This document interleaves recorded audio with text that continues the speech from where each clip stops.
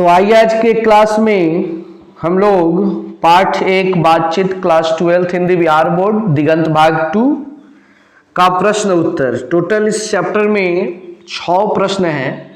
चलिए 6 प्रश्न को समझते और इससे लिखते हैं। अगर आपने इसका चैप्टर का एक्सप्लेनेशन नहीं पढ़ा है लाइन बाय लाइन तो चैनल के डिस्क्रिप्शन में जाकर के वहां से आप लाइन बाय लाइन सभी वीडियो को देख सकते हैं। मैंने उसका प्लेलिस्ट का लिंक दे दिया है जिसमें लाइन बाय लाइन सभी वीडियो बने हुए हैं। साथ ही साथ मेरे टेलीग्राम से आप जुड़ना चाहते हैं तो उसका भी लिंक उसमें दिया गया, आप टेलीग्राम से जुड़ सकते हैं और बहुत सारी पीडीएफ और बहुत सारी जानकारियां हासिल कर सकते हैं। तो चलिए आज का क्लास शुरू करते हैं। चैनल पे नए हैं तो सब्सक्राइब करके बेल आइकन दबा लें, वीडियो को लाइक करें, दोस्तों में शेयर करें, कमेंट करें आपको वीडियो कैसा लगा और इसी तरह का आपको वीडियो मिलता रहेगा। तो चलिए पहला क्वेश्चन आपके सामने आता है। पहला क्वेश्चन है आपका, अगर हम में वाक शक्ति न होती तो क्या होता। वाक शक्ति मतलब बोलने की शक्ति नहीं होती तो क्या होता। तो हमने चैप्टर में पढ़ा था कि अगर बोलने की शक्ति ना होती तो ये दुनिया एक कोने में पड़ी रहती है, गूंगी बनकर दुनिया कोने में पड़ी रहती, जिसका कोई पूछने वाला कोई नहीं होता।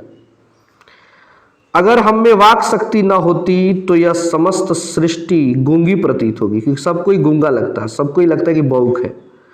सभी लोग चुपचाप बैठे रहते और हम जो बोलकर एक दूसरे के सुख दुख का अनुभव करते हैं, वाक शक्ति न होने के कारण एक दूसरे से कह सुन भी नहीं पाते और न ही अनुभव कर पाते।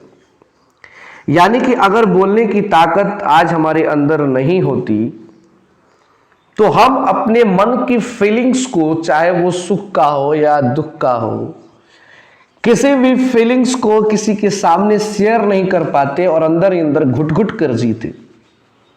तो अगर बोलने की शक्ति नहीं होती तो व्यक्ति असहाय मजबूर होता है जीवन जीने के लिए, लेकिन वो खुशी से कभी जीवन नहीं जीता।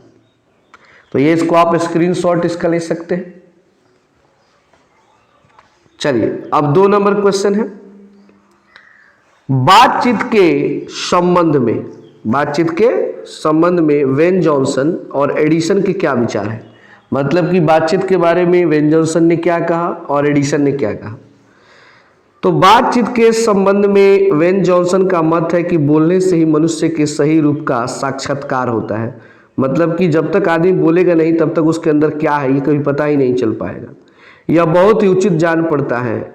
ये मत है किसका, एडिसन का और ये जॉनसन का। अब एडिसन का मत है कि असल बातचीत सिर्फ 2 व्यक्तियों के बीच हो सकती है, जिसका तात्पर्य हुआ जब 2 आदमी होते हैं तभी अपना दिल एक दूसरे के सामने खोलते हैं, जब 3 हुए तो बात कोसों दूर चली जाती है। इन दोनों आदमी ने अपने में बात बताया था कि वेन जॉनसन का कहना था कि व्यक्ति जब बोलता है तभी पता चलता है कि वो कैसा व्यक्ति है, सही या गलत है, उसके अंदर कौन सी फीलिंग्स है।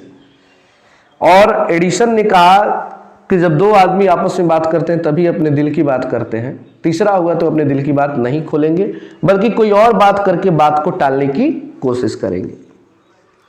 आगे है question number 3, art of conversation. Conversation मतलब होता है बातचीत और आर्ट मतलब होता है कला। बातचीत की कला क्या है। तो आर्ट ऑफ कन्वर्सेशन बातचीत करने की एक कला है जो यूरोप के लोगों में ज्यादा प्रचलित है।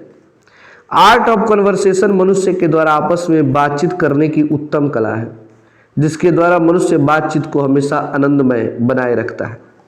आर्ट ऑफ कन्वर्सेशन मैंने मिला जुला के नहीं होता है कि आप लोग अंग्रेजी में पोकेन करते हैं, जिसको कहते हैं स्पोकेन, वही है कन्वर्सेशन। आगे बढ़ते हैं क्वेश्चन नंबर 4 की तरफ। क्वेश्चन नंबर 4 है कि मनुष्य की बातचीत का उत्तम तरीका क्या हो सकता है। यानी मनुष्य जो बातचीत करता है उसका शानदार तरीका क्या हो सकता है, उत्तम तरीका क्या हो सकता है। इसके द्वारा वह कैसे अपने लिए सर्वथा नवीन संसार की रचना कर सकता है। नवीन संसार यानी कि नया संसार, कैसे अपने लिए हमेशा वो नया संसार बना सकता है। तो कहेंगे कि मनुष्य में बातचीत का सबसे उत्तम तरीका उसका आत्मवार्तालाप है। आत्मवार्तालाप की अपने आप से बातचीत करना सबसे शानदार तरीका है, जिसमें कोई रिस्क नहीं है। आत्मवार्तालाप से तात्पर्य क्रोध पर नियंत्रण है। यानी व्यक्ति जब अपने आप से बात करता है तो गुस्सा नहीं होता है।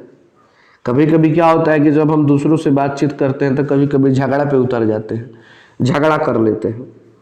तो ये सब नहीं होता है कब, जब हम अपने आप से बतियाते हैं तब, जिसके कारण अन्य किसी व्यक्ति को कष्ट न पहुंचे। अतः व्यक्ति को चाहिए कि अपनी जिह्वा को काबू में रखकर मधुरता से वाणी बोले।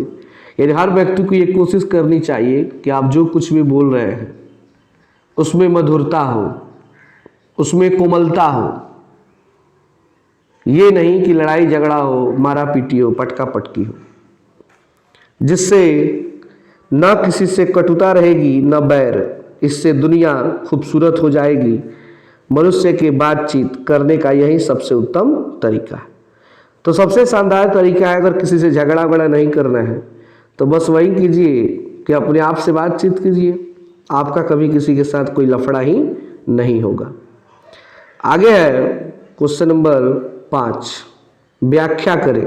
2 प्रश्न इसमें, क और ख, और दोनों की व्याख्या करनी है, मतलब दोनों को एक्सप्लेन करना है। तो आगे दिया हुआ है क नंबर प्रश्न, हमारी भीतरी मनोवृत्ति यानी अंदर का जो मन का भाव है, प्रति क्षण यानी हर पल नए नए रंग दिखाया करती है। अच्छा, हमारे मन में हर समय अलग अलग डिजाइन का बात चलता रहता है, कुछ नया दिमाग में चलता रहता है। वह प्रपंचात्मक संसार का एक बड़ा भारी आईना है। मतलब प्रपंचात्मक संसार मतलब होता है जो छल कपट से जो संसार भरा हुआ है, वो एक आईना दिखाता है जिसमें वह जैसी चाहो वैसी सूरत देख लेना, कोई दुर्घट बात नहीं है।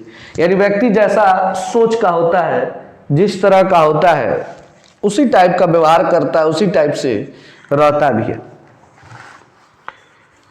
तो इसका उत्तर होगा कि लेखक ने लिखा है कि जब मनुष्य समाज में रहता है तो समाज से ही भाषा सीखता है। सही बात है, हम जिस समाज में जन्म लेते हैं उसी समाज से अपने बोलने की शक्ति सीखते हैं, भाषा सीखते हैं। भोजपुरी समाज में जन्म है तो भाई भोजपुरी तो बोलेंगे, दबा के बोलेंगे।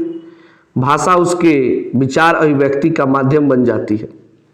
यानी कि भाषा ही एक ऐसा तरीका है जिसके द्वारा उसके अंदर कौन से विचार हैं, कौन से फीलिंग्स हैं, ये टोटल चीज को वो दूसरे के सामने क्या कर देता है, प्रेजेंट कर देता है, रख देता है कि हमारे अंदर क्या चल रहा है फिलहाल। परंतु उसके अंदर की मनोवृत्ति अस्थिर नहीं रहती है, लेकिन अंदर ही अंदर क्या है, हमारे मन में अलग अलग तरह के विचार आते रहते हैं। कहा भी गया है कि चित्त बड़ा चंचल होता है। मन क्या होता है जी, बड़ा चंचल होता है। गांधी जी ने, आप लोग का 12th का जब इंग्लिश पढ़ाएंगे तो पहले ही चैप्टर में उन्होंने एक लाइन कहा है कि mind is a restless bird. मनुष्य का जो मन होता है एक बेचैन चिड़िया होता है जो कभी अस्थिर नहीं रहता है। इसकी चंचलता के कारण मनुष्य दूसरे मनुष्य को दोस्त और दुश्मन मान लेता है। यानी चंचलता ही है कि किसी को खूब दोस्त मान लेगा तो कभी उसी व्यक्ति को दुश्मन मान लेता है। वह कभी क्रोध कर बैठता है तो कभी कभी मीठी मीठी बातें करता है। इस द्वंद्व की स्थिति में मनुष्य की असली चरित्र का पता नहीं चलता। तो ये आदमी जान ही नहीं पाता है कि गलत है कि सही। बहुत लोगों से आपने सुना होगा कि लोग कहते हैं कि हमरा बुझेबे न करला कि तू कैसन आदमी होगा, कबो लागेला कि निमन होगा, कबो लागेला कि बाउर होगा, क्योंकि सबके साथ ये घटना है।